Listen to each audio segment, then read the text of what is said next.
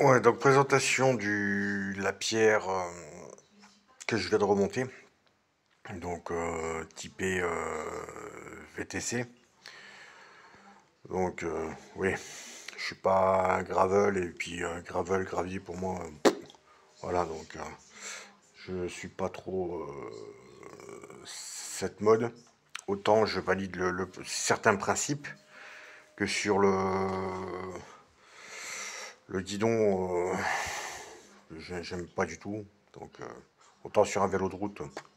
Voilà. Mais je pense que pour faire du roulant, du quotidien et tout, je pense que ce genre de cintre quand même reste le mieux. Déjà d'une part à cause de la largeur. Donc là c'est quand même un 500, 560. Voilà, donc c'est pour moi le mieux en position, et même si c'est pas fait pour faire de la vitesse. Mais bon, en même temps, faire de la vitesse avec un gravel, pour moi, ouais. On peut pas avoir le meilleur des deux mondes. On peut avoir que un peu des deux mondes. Donc voilà, et ceux qui me prônent le gravel, quand je discute avec eux et que j'approfondis les discussions, on en revient à ce que c'est des mecs qui ont commencé à faire du vélo parce qu'ils se sont découverts une arme cycliste avec un gravel, alors qu'ils connaissent pas le reste. Donc, si on reprend le VTT des années 90, voire même avant, ce que j'ai connu, c'était du tout rigide, quoi. Et quand je vois leur vélo de maintenant, gravel, ça me rappelle les vélos d'époque. Vous prenez un bon Sun de cette époque-là. Voilà, quoi. Donc, ouais, en direction, c'était plutôt 93, 95. Et c'était très bon vélo. Voilà, et on pouvait faire ça emmenait bien, même sur du plat, avec des pneus assez fins. Voilà. Bon, je vais pas m'étendre là-dessus. Donc ici, ce vélo, donc la pierre X contrôle de mémoire X54, je crois, et modèle à l'USL. Donc le cadre, je l'ai eu sur le Bon Coin, hein, comme d'hab, et je l'ai eu pour 70 euros de base. Voilà. Donc j'étais parti pour faire un montage léger puisque j'ai le cube, que j'ai à peu près dans le même esprit. Mais je trouve qu'il autant il peut être confortable sur du roulant que dès que ça commence à tabasser un petit peu. Donc en parlant de piste un peu défoncée, j'ai mon dos qui souffre. Donc je me dis bah tiens on va passer sur du tout mou. Donc le cube à la fourche devant et celui-ci bah, c'est fourche et amorto arrière. Voilà, donc j'ai fait un essai, bah, ça a l'air de me convenir. Voilà, donc celui-là, c'est le premier que je remonte, mais bon, après, il y aura pour partir dans le même esprit, le RC20 de chez Scott. Donc, Genius RC, qu'est-ce que je dis RC20? RC10, donc carbone de chez Scott, voilà, qui est de 2004, si je me trompe, et ce cadre-là que vous avez sous les yeux, il est de 2003. Voilà. Donc le montage comme il est là, donc c'est pour un tout mou, ce qui est quand même assez bas, mais bon, après en même temps tout est relatif, hein, donc il y a plein de trucs qui ont disparu, hein. Il n'y a plus de dérailleur avant, il n'y a plus de shifter avant, donc ça, plus les câbles et tout, plus les roues qui sont quand même assez légères, hein, c'est pas des pneus de VTT qui, ma foi, sont quand même un peu plus lourds, donc ici on est un peu plus léger.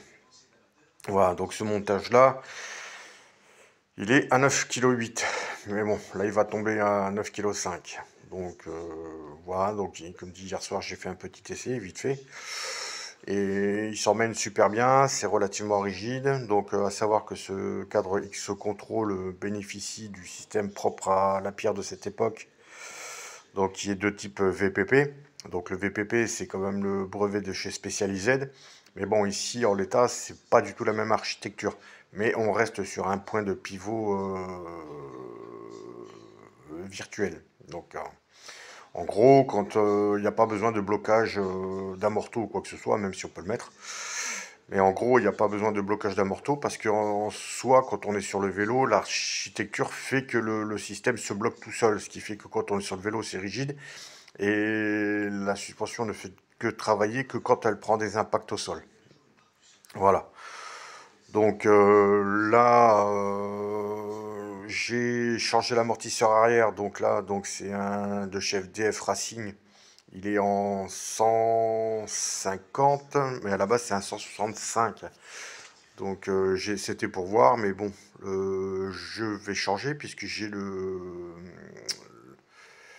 HVR DT Suisse en 165, mais il faut que je trouve les buselures et rotules pour pouvoir le monter. Donc il est un peu plus léger en plus. Et il va venir dessus. Puis en plus, il se marie bien puisqu'il est le haut du corps est chromé avec les inscriptions rouges. Voilà. Donc là, en gros ici, donc le cadre, donc c'est la pierre achetée sur le Bon Coin. Donc j'ai monté un pédalier qui était le plus léger à l'époque. Je l'avais acheté, je crois que c'était en 2006 celui-là. Donc c'est un Raceface DUS XC. Donc c'était le plus léger à l'époque. Je sais plus, je crois que je sais plus l'alu ce que c'est. C'est un alliage qui est plus léger que l'alu. Donc voilà, il est monté en monoplateau, plateau de 38. Donc avec vis cheminée alu. Donc vis cheminée alu plus plateau, ça vient de chez AliExpress. Donc là, si on remonte, vous voyez, c'est les pédales carbone. Donc 155 grammes la paire. Donc pareil, ça fait un moment que je les ai, ça n'a pas bougé. Voilà, ça vient idem de chez Ali. Donc la chaîne c'est une KMC, le dérailleur arrière c'est un XO SRAM de 2008 il me semble. Donc c'était en version série spéciale avec le corps rouge chrome et chape carbone. Voilà, donc j'ai changé la chape de l'autre côté qui en a lu rouge normalement, mais là j'ai foutu en carbone. Donc c'est l'équivalent d'un black box.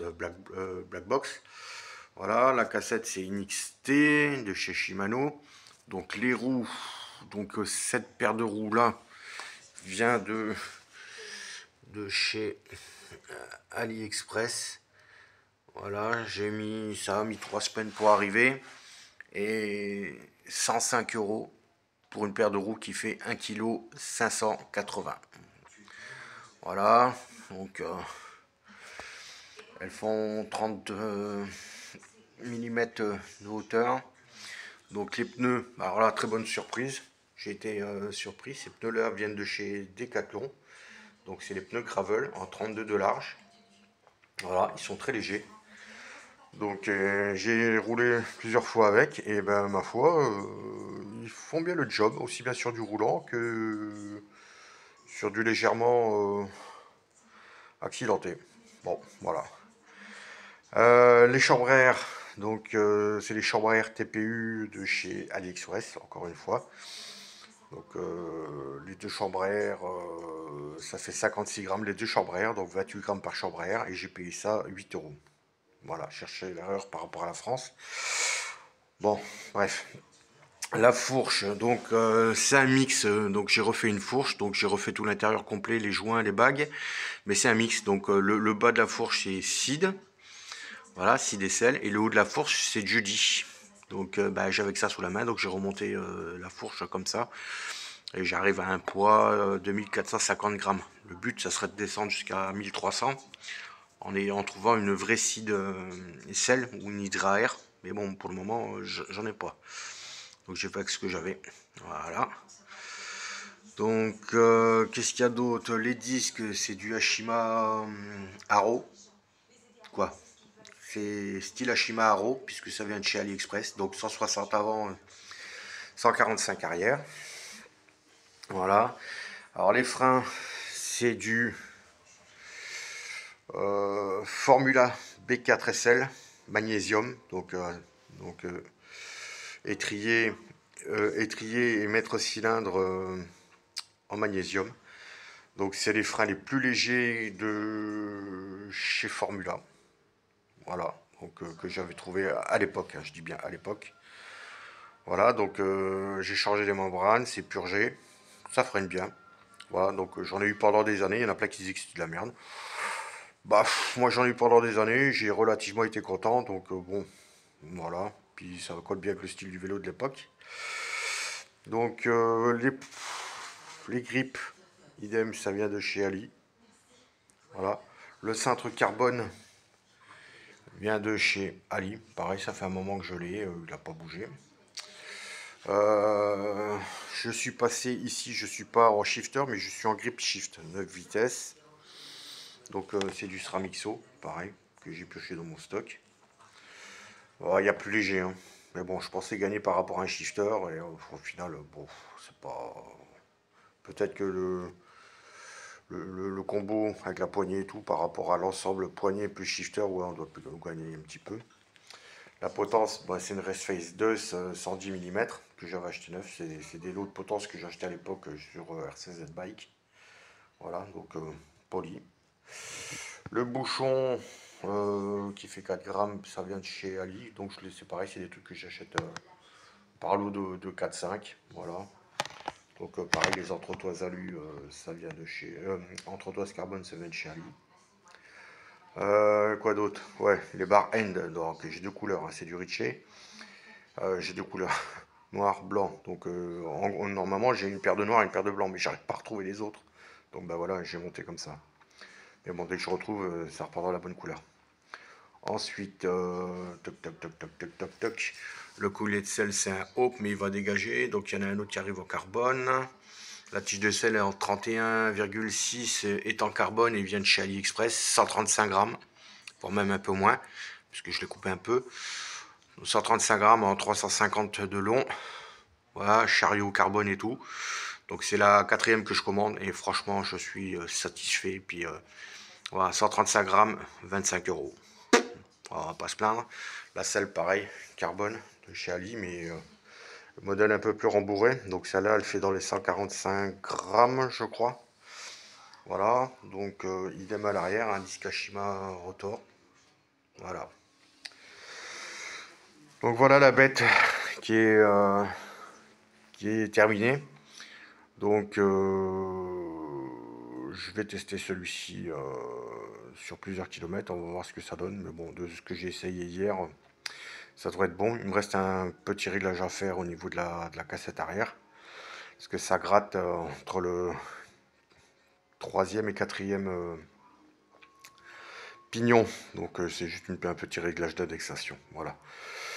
Donc il reste 2-3 bricoles et le vélo dans l'ensemble sera top. Voilà. Donc je vais passer sur le RC10. Donc je vais commencer le montage. Par contre le RC10, je suis blasé puisque je pensais que j'aurais pu monter du 700 dessus, je peux pas. Puisque le haut banc à l'arrière ne le permet pas et je suis obligé de mettre une roue en 27,5. Donc là en gros c'est du 700 et ben, sur le RC ben, ça va être du 650B donc équivalent à du Shimano à du 7. Ah, qu'est-ce que je dis? C'est 650B équivalent à du 27,5. Donc là je me suis mis en recherche bah, toujours pareil à très bas prix d'une paire de roues 27,5. Donc si j'ai du bol, j'arriverai peut-être à trouver une paire de DT suisse ou sinon bah, ça va être du Crossmax. Donc j'aimerais bien trouver une paire de Crossmax SLR en 27,5. Ouais, ça devrait faire 1,5 kg la paire de roues. Voilà, j'ai déjà la fourche aussi. Pareil, c'est une Reba Race. Donc normalement avec le RC, je devrais tomber bien en dessous de 9,5 kg. Voilà, donc le RC je le remonte puisque lui je peut-être il va ressembler à un vélo de chez Niner. Niner, je sais plus quel, le Jet ou je sais pas quoi là, c'est un vélo de grain, ils ont fait un vélo de gravel tout suspendu. Donc il va être un peu dans cet esprit là, sauf le cintre qui va être plat quoi. Donc corne de vache pas trop, surtout pour les longues balades. Voilà.